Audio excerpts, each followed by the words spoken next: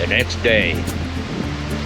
I had the chance today to visit this kind of small private house here by the ocean, or actually that's the mix of ocean and the river, but it's windy day finally, not so hot. But well, what you can do, for example, take a coconut and drink.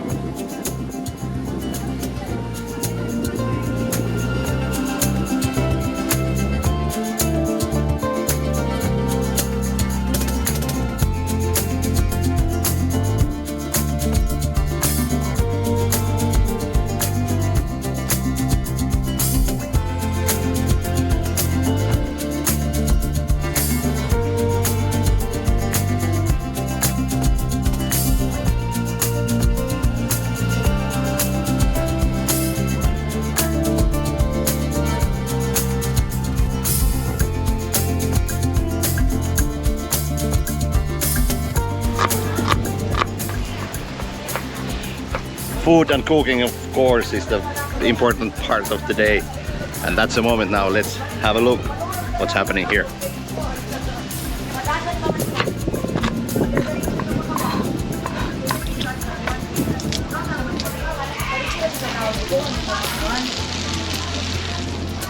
Yo, what's up?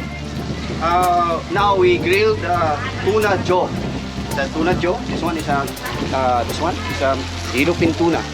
The jaw of the yellowfin tuna, and this one with the aluminum foil. The inside is the jaw of the swordfish. Swordfish. Yeah. This is the jaw of the swordfish. We cover it in the aluminum because it's very oil inside with burning this one. That's why we cover the jaw of the swordfish. Tastes good. How did you like it?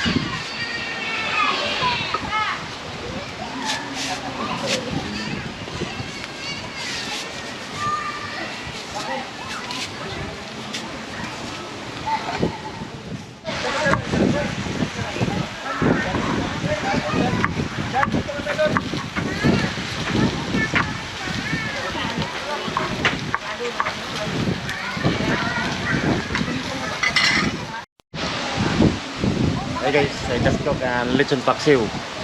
Is it good? Lunch. Good. Yes, it's good. So delicious.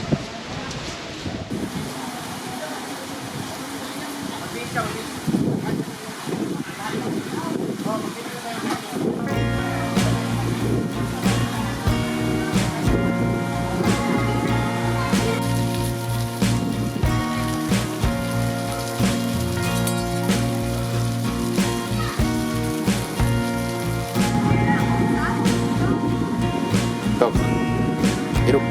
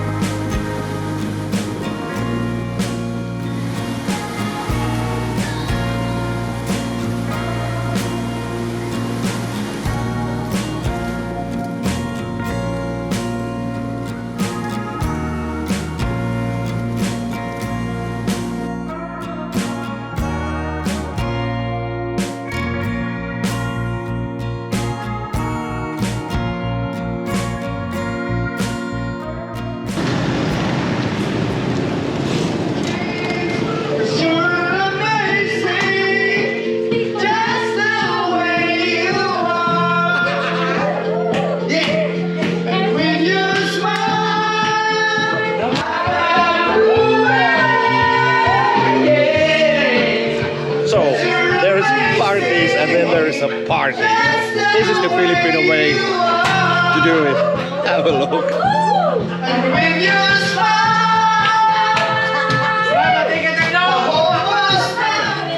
I ended here on the Mindanao island in the southern Philippines, this city called Butuan. And what happened then?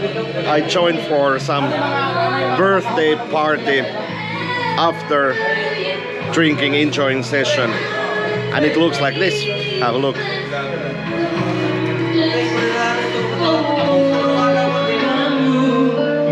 Some words on cardboard, your picture in my hand saying, you can see this girl, can you tell her when I see one girl on this earth that could be? Thinking maybe you go back into the place that we be, and you see me waiting.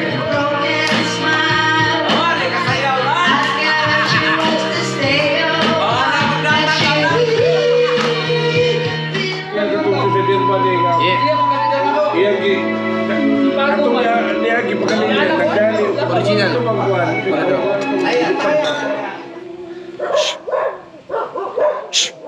Hilum. Dogs are barking behind. There's dogs everywhere here. Wild dogs. Also. Anyway, I forgot to say that one of the most important part of every Filipino party is karaoke. And you can find that in every corner, every street, and every place is where is the party. Hilum. Now the dogs are also okay.